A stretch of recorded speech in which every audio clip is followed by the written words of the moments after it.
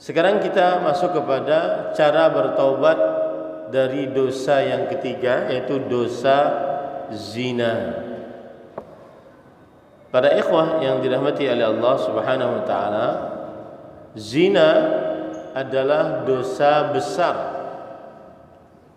Allah Subhanahu wa taala berfirman, "Fala taqrabuz zina, innahu kana fahisha wa sa'a sabila." Janganlah kalian mendekati perbuatan zina, sesungguhnya dia adalah fahisyah dan jalan yang buruk. Fahisyah dan jalan yang buruk.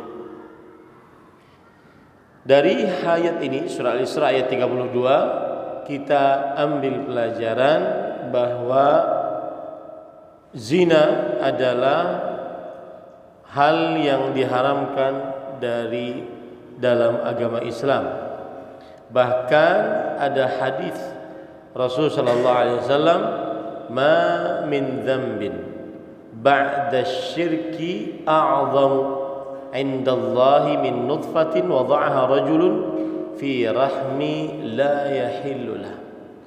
Tidak ada dosa setelah kesyirikan lebih besar di sisi Allah daripada sperma yang diletakkan oleh seorang lelaki di dalam rahim yang tidak halal untuknya. Ini menunjukkan bahwa dosa zina adalah dosa yang sangat besar. Ketika tadi Allah berfirman, "Wala taqrabuz zina innahu kana fahisha." Janganlah kalian mendekati perbuatan zina, sesungguhnya dia adalah fahisha. Fahisha artinya, kata Imam Ibnu Katsir rahimahullah, dzamban 'aziman, dosa yang besar. Wa sa'a sabila, dan suatu jalan yang buruk, bi'sa tariqan wa maslakan. Jalan yang paling buruk. Jalan yang paling buruk. Kemudian zina adalah dosa yang apabila dikerjakan maka akan mengurangi keimanan dengan sebenar-benar pengurangan. Seperti misalkan dalam hadis Rasulullah sallallahu alaihi wasallam bersabda, "Idza zanal 'abdu," jika seorang hamba berzina, "kharaja minhul iman," keluarlah dari dirinya keimanan, "hatta yasira kadhullah ala ra'sih," sampai karena keluar maka dia seperti sebuah naungan di atas kepalanya, yaitu iman yang keluar tadi. La ya'udu hatta yanzi'a minaz zina, dia tidak keluar, tidak akan masuk kembali sampai dia melepaskan diri dari perbuatan zina tersebut. Nah, ini menunjukkan besarnya dosa zina, yaitu mengurangi iman dengan sebenar-benarnya. Taib, para ikhwan yang dirahmati oleh Allah Subhanahu wa taala, bagaimana bertobat dari zina?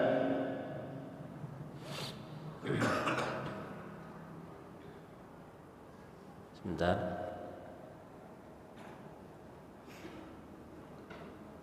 Dan sebelumnya, termasuk dari buruknya perbuatan zina, Allah Subhanahu wa taala menghukum pelaku zina dengan hukuman yang keji yang tidak pernah ada pada dosa-dosa lainnya, yaitu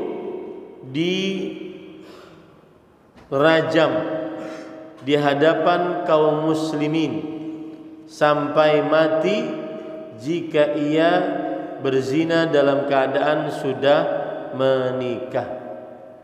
Az-zaniyatu waz-zani fajlidu kulla wahidin minhuma mi'ata jaldah wa la ta'khudhukum bihima ra'fatun fi dinillah in kuntum tu'minuna billahi wal yawmil akhir.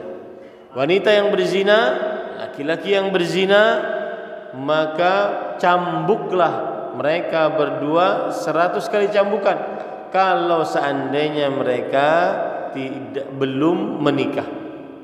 Tapi kalau seandainya sudah menikah, maka dirajam sampai mati dalam hadis.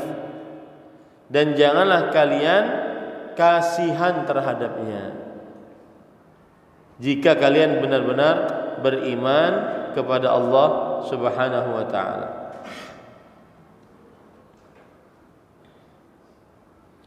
Sekarang bagaimana bertobat dari zina?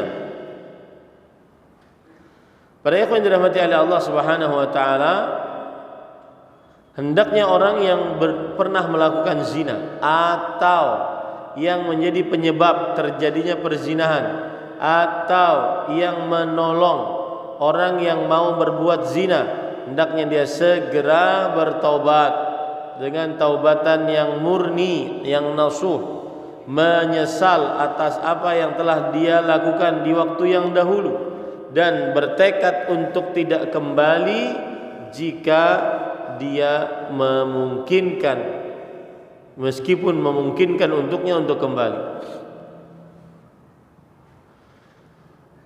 Itu poin pertama. Cara bertobatnya seperti layaknya bertobat pada dosa-dosa lainnya. Poin yang kedua, tidak wajib siapa yang pernah berzina, baik laki-laki ataupun perempuan, untuk menyerahkan dirinya dan mengakui dosa-dosanya. Tetapi cukup baginya untuk bertobat, dan Allah Subhanahu wa taala menutupi dosa-dosanya, hendaklah dia juga menutupi keburukannya. Ini tidak wajib dia ngaku, ya, saya sudah berzina, sebagaimana yang terjadi pada zaman Rasulullah sallallahu alaihi wasallam. Kemudian, jika seorang yang pernah berzina memiliki foto-foto dengan orang yang pernah dia zinai atau rekaman video-video, hendaklah dia segera menghapusnya dan menghilangkannya.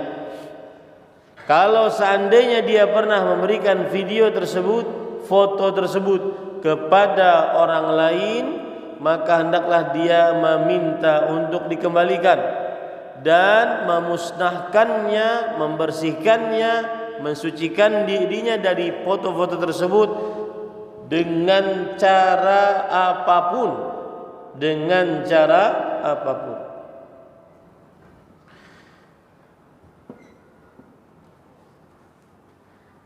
Kemudian para ikhwan dirahmati oleh Allah Subhanahu wa taala, apabila perempuan telah terperosok ke dalam perbuatan zina, lalu dia memiliki rekaman video dan dia takut untuk tersebar videonya tersebut, maka hendaklah dia tetap bersegera bertaubat.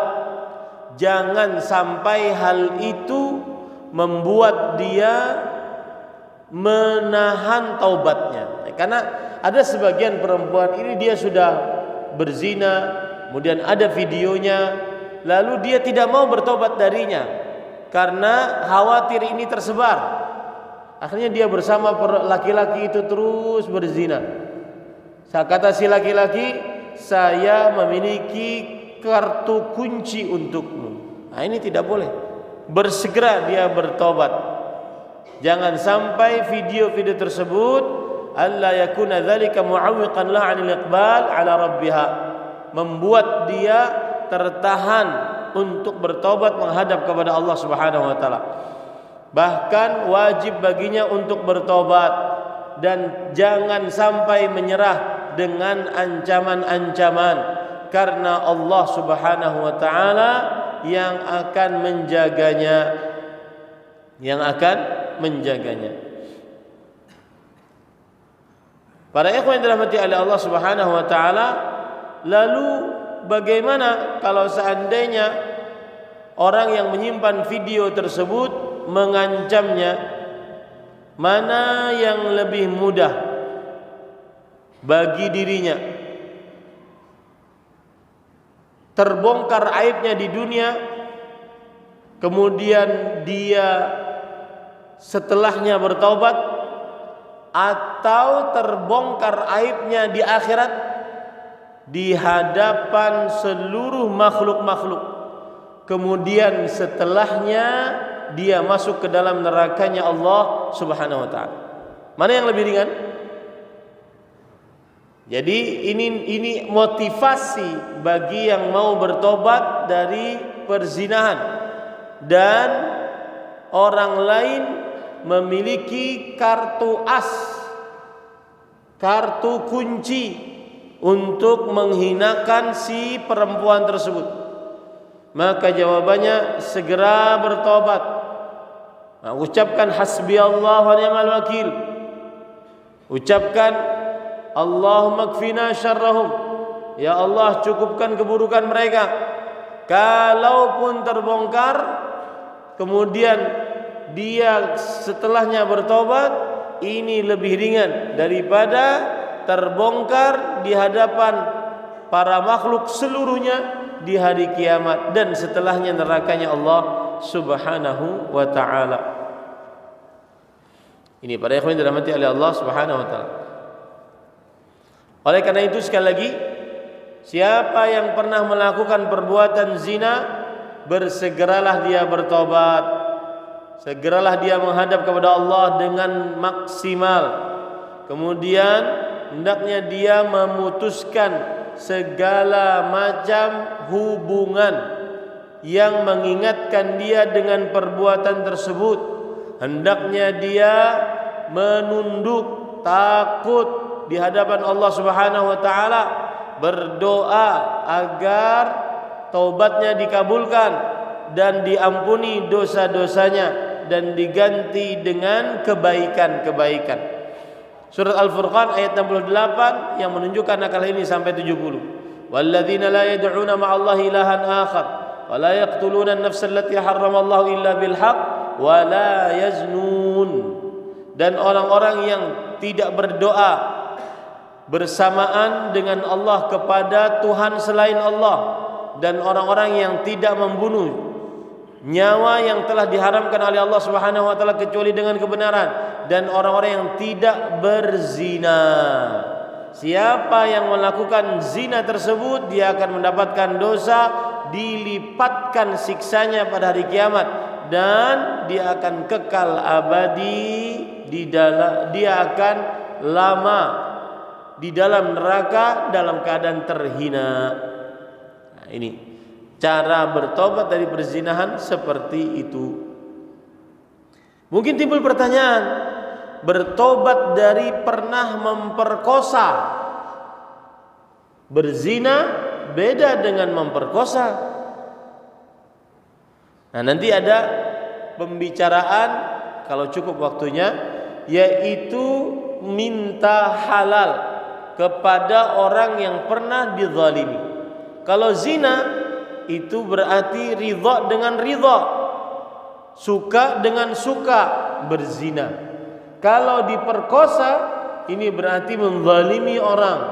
Perempuan diperkosa oleh 5 orang, ini berarti menzalimi orang. Bagaimana nanti taubatnya kita akan bicarakan.